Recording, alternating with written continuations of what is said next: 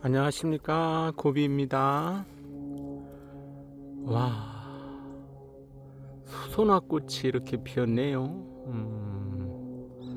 아침에 살짝 몽우리가 진 듯해서 굴꽃이 피겠구나 했는데 늦은 점심을 먹으려고 이렇게 가만히 앉아서 보니까 이렇게 노랗게 꽃이 피었네요.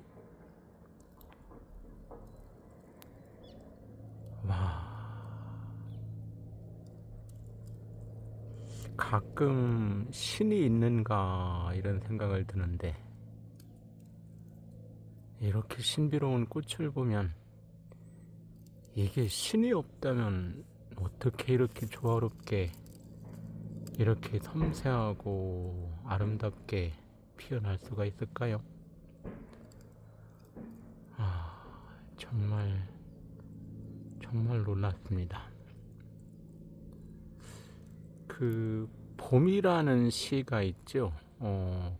고재춘 시인인가 고춘식 시인인가 인데, 봄 창가에서 얘들아 봄이다 이렇게 밖을 보라고 하니까 아이들은 흘낏 보고 그만입니다. 지들이 봄인데 보일 리가 있나요? 그런 시가 있죠.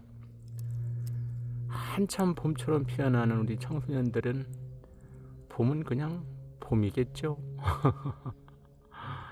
그런데 글쎄 요즘에 노인을 어느 세대로 봐야 될지 모르겠습니다만, 적어도 한 60대 이상이 되면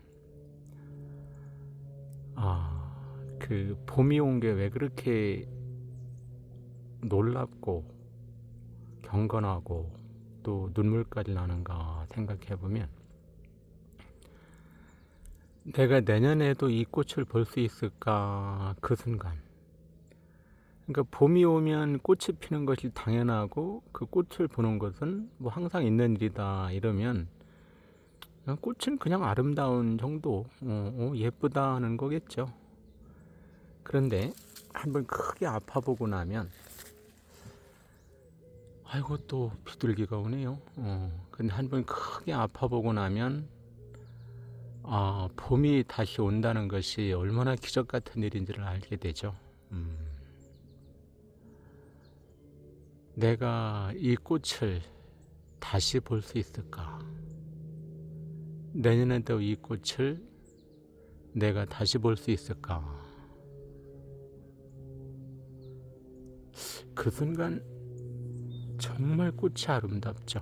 그냥 아름다움을 넘어서 어떤 신의 섭리 같은 걸 종교를 떠나서요. 진짜 뭐 어떤 특정 종교를 떠나서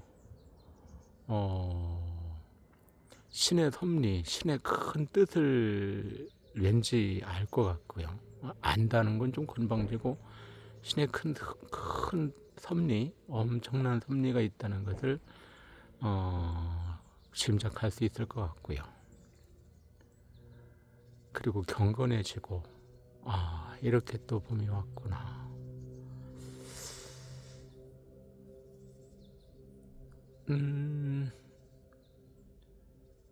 꽃을 보고 작년에 우리 이런저런 생각을 좀 했었는데, 제가 항상 하는 말 중에 하나가, 이런 날이 많을 것 같지만 막상 그렇게 많지 않다.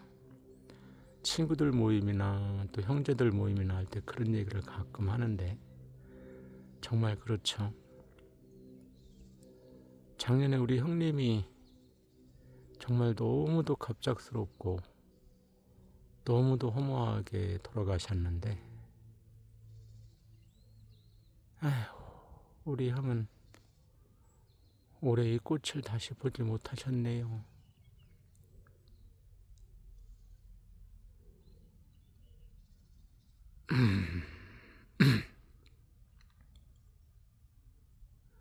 내가 내년에도 이 꽃을 다시 볼 수 있을까, 그 마음은 절망적이고 부정적인 뜻이 아니라